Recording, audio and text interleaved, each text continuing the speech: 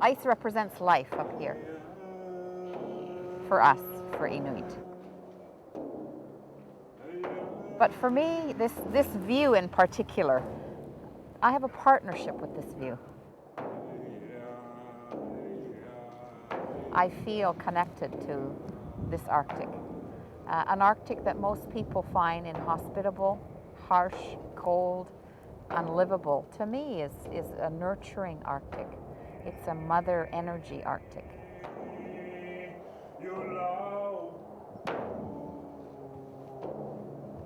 This view and I have a partnership. We protect one another.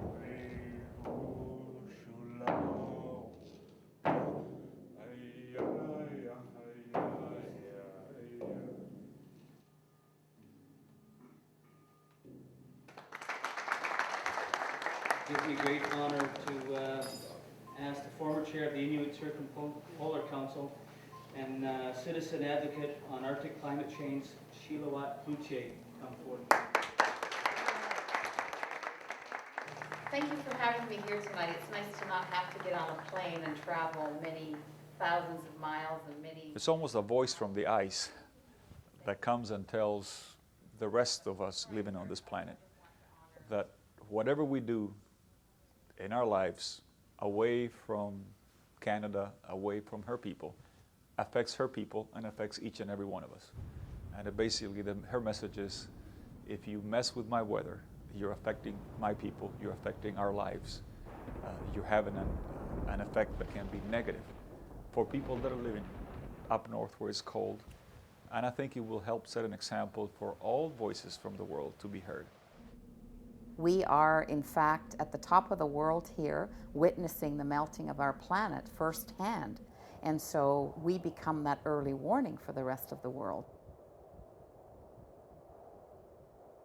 This work isn't just about environmental issues. It really is about leaving this place intact for the next generation. And that means my grandson.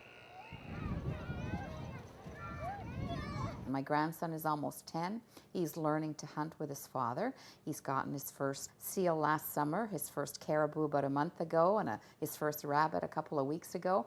This is what he's growing up in this transitioning culture. It's important for me to ensure that he remains intact and connected to his way of life, to his cultural connections and heritage, and to his food source, because he will need those skills.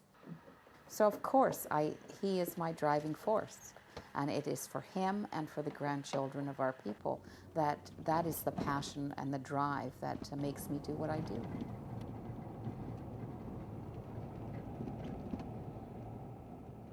These are the elders. I call them my guiding spirits, my guiding lights, because these are the women I grew up with as a child. In fact, I am named after 3 of them. And they very much live in me, and certainly my grandmother. I think that the work is very important. She has shown us that some of the issues regarding the Arctic and the polar regions are not really about only melting ice, but it's about people and the impact and the human development it has on the world as a whole. I think the world has a vested interest in keeping the Inuk hunter hunting, because he will continue to be not only the sentinel, but the guardian, not only the guardian for our way of life up here, but the guardian for the rest of the world. And so in those terms as well, it is of great significance to keep the Inuk hunter sustainably on the land and the ice and the snow here.